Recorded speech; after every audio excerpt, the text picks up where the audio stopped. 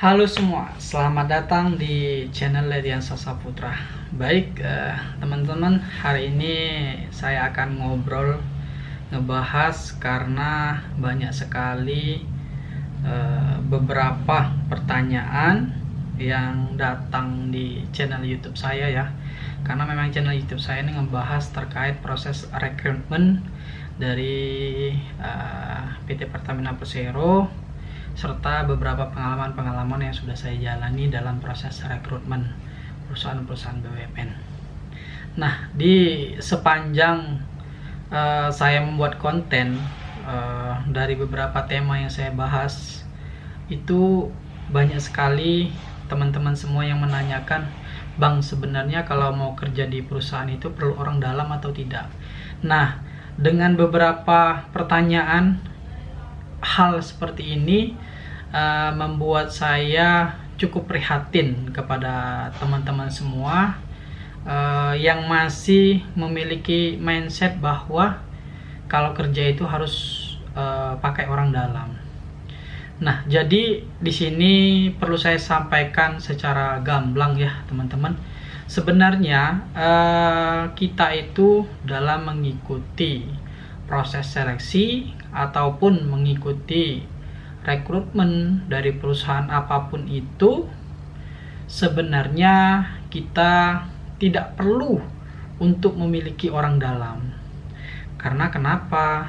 Jadi ada beberapa hal yang teman-teman harus persiapkan kalau teman-teman semua ingin bisa diterima bekerja, baik itu di perusahaan BUMN maupun perusahaan swasta. Yaitu yang pertama, kalian harus meningkatkan kemampuan dan kapasitas diri. Ini yang pertama, ini yang utama, dan ini yang harus teman-teman persiapkan. Karena dengan teman-teman semua meningkatkan kemampuan diri dan kapasitas diri, tentu teman-teman akan dapat melaksanakan semua proses tahapan seleksi. Yang saya maksud di sini ialah meningkatkan kemampuan dan kapasitas diri. Ya memang teman-teman semua harus punya pengetahuan seperti itu, harus punya pengetahuan karena ini udah di zamannya tahun 2023, sudah proses seleksi sudah sangat terbuka luas, terbuka umum dan bisa diikuti oleh semuanya tanpa terkecuali yang memenuhi persyaratan. Jadi setiap kali kita mengikuti proses seleksi, pasti perusahaan tersebut sudah menetapkan standar dalam proses seleksi tersebut. Sebagai contoh, misalkan dalam seleksi bagian tes potensi akademik ataupun bahasa Inggris, ya tentu teman-teman semua harus meningkatkan kemampuan dan kapasitas diri di bidang tersebut, baik itu di bahasa Inggris ataupun di kemampuan akademik.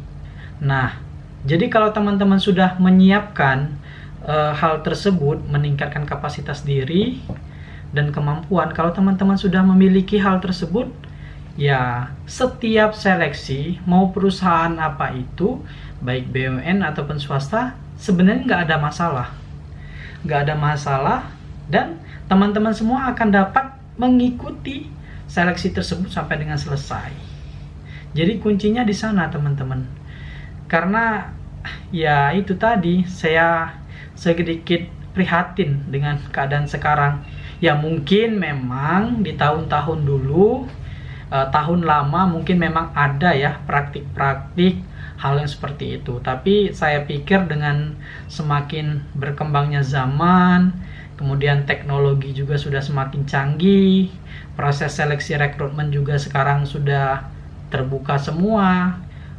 Mau BUMN, mau swasta, semuanya terbuka, dipublish di website masing-masing, dipublish di sosial media dari perusahaan tersebut. Tentu hal ini memberikan hal yang positif kepada teman-teman semua yang memang tidak mempunyai kenalan ataupun hanya memiliki kemampuan diri. Nah, hal ini menjadi hal yang positif. Jadi teman-teman, kalau memang mau bekerja, ya kalian harus meningkatkan kemampuan diri dan kapasitas diri seperti yang saya sudah jabarkan tadi. Kemudian yang selanjutnya yang harus kalian pahami juga bahwa dengan era informasi sekarang yang sudah sangat maju di tahun 2023 dan tahun-tahun selanjutnya nanti, teknologi, informasi, sosial media ini sangat penting dan sangat berguna bagi teman-teman semua. Ya tentu dengan sekarang yang ada sosial media, sarana informasi juga semakin baik.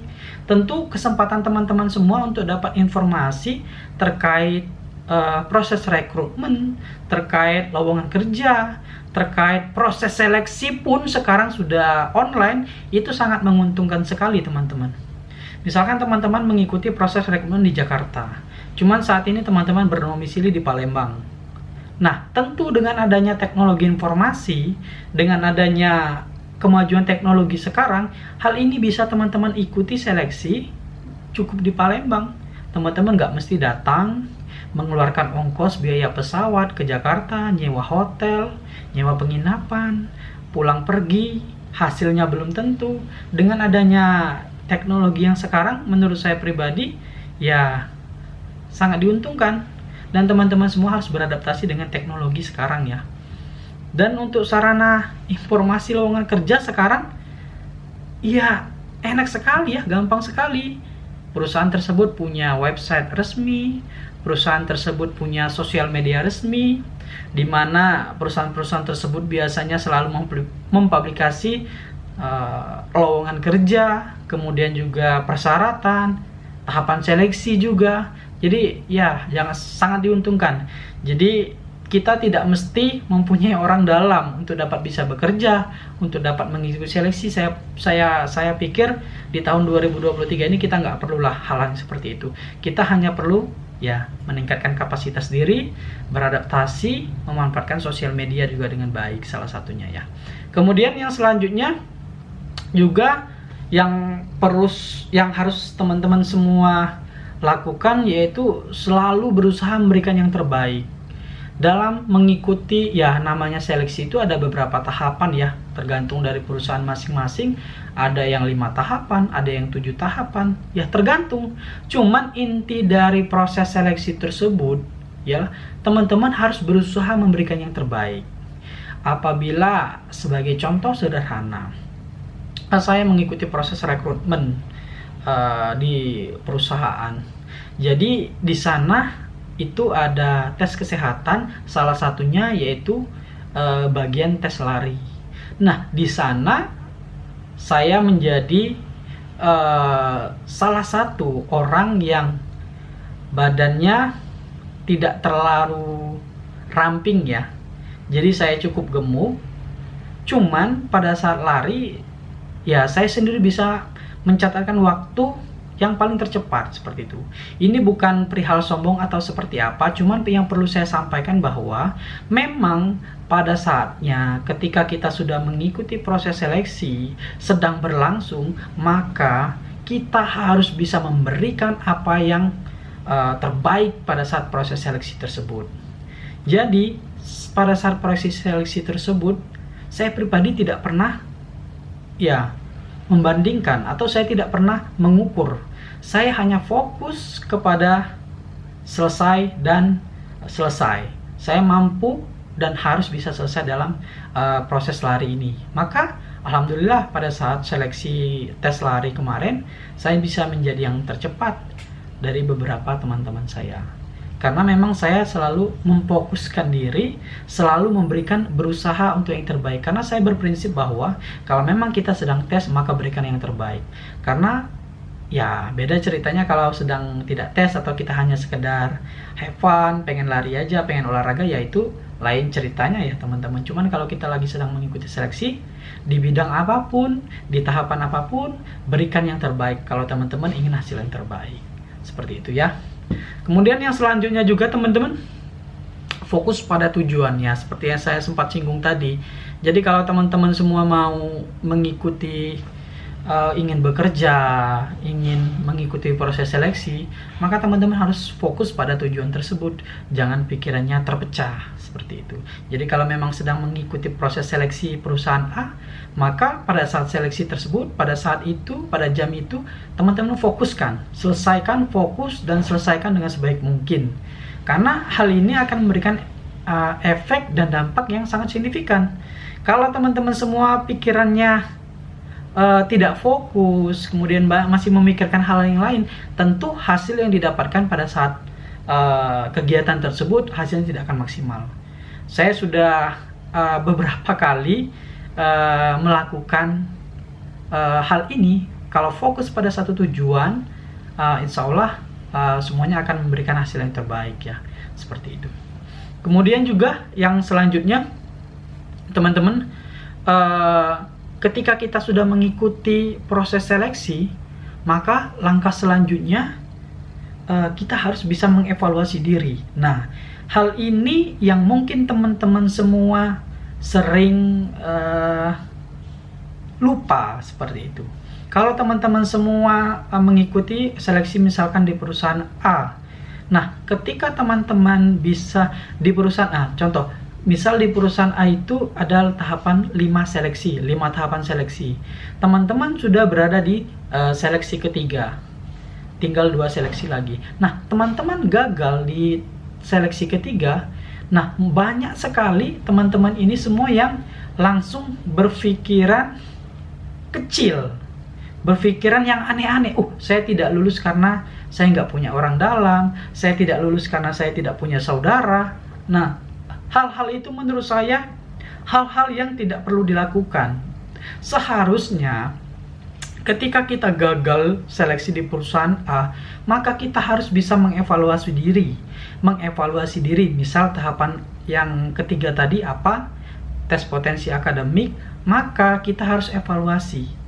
Sebenarnya dalam proses pengerjaan soal tadi, saya itu gimana mengerjakannya, berapa tingkat kepercayaan saya bisa menyelesaikan soal, berapa soal yang mampu saya kerjakan. Nah, itu harus dievaluasi. Kalau memang pada saat proses evaluasi tersebut dirasa kita memang ternyata tidak bisa, sebagai contoh misalkan soalnya ada 10, kita hanya bisa menyelesaikan 3 soal, ya otomatis kita nggak akan lulus seperti itu teman-teman. Kita nggak akan bisa bekerja, kita nggak akan lulus dan tidak akan diterima.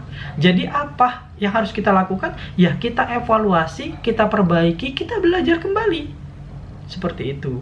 Nah, kalau terkait potensi akademik, bahasa Inggris, tentu ya sekarang banyak sekali ya buku-buku yang dijual di Gramedia, tes TPA, bahasa Inggris, dan tes-tes lainnya banyak sekali teman-teman sekarang di Gramedia. Ya, saya juga dulu seperti itu. Ketika saya gagal di bagian seleksi bagian mana, saya akan pergi ke Gramedia, cari buku belajar, gitu teman-teman. Jadi ya memang kalau kita mau bekerja, ya kita tentu harus bisa mempersiapkan semuanya teman-teman. Kita harus bisa mengevaluasi dan kita harus berani jujur kepada diri kita. Kalau memang seandainya kita gagal, kita harus berani jujur kepada diri kita bahwa kita memang belum mampu dan kita harus bisa memperbaiki diri. Ini pentingnya teman-teman untuk dilakukan evaluasi.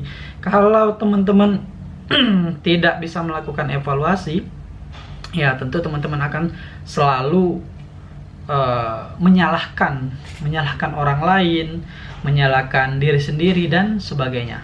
Tapi kalau teman-teman bisa mengevaluasi diri, kemudian bisa jujur kepada diri sendiri, gagal belajar, seperti itu. Mudah-mudahan ke depan nanti teman-teman bisa menjadi lebih baik dan bisa sampai selesai, bahkan bisa diterima di perusahaan tersebut ya teman-teman.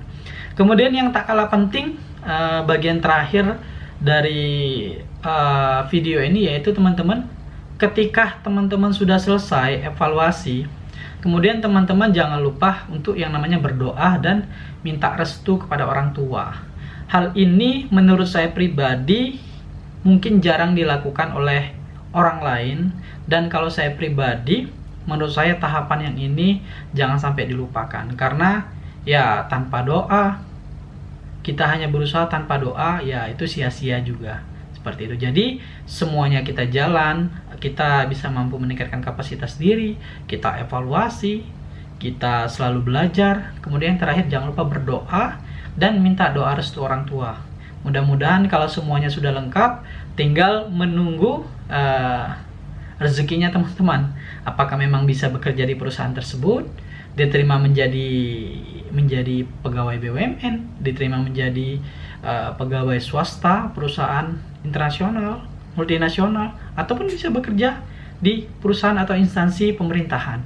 Itu tergantung dari teman-teman semua, ya. Ya, mungkin videonya sedikit saja ya, seperti itu saja. Jadi perlu saya tekankan sekali lagi teman-teman bahwa kita sebagai pemuda itu harus bisa berkompetisi dengan orang lain dengan cara yang benar, dengan cara yang sehat, dan dengan cara yang jujur ya teman-teman. Dan kita tidak perlu memiliki orang dalam untuk bisa bekerja di perusahaan, ya, itu intinya. Oke teman-teman, mungkin segitu saja sharing singkat dan tips yang saya kasihkan kepada teman-teman semua. Semoga video ini dapat membantu, memberikan inspirasi kepada teman-teman semua. Silakan like, komen, dan share video ini apabila bermanfaat. Terima kasih, sampai berjumpa di video saya selanjutnya. Salam.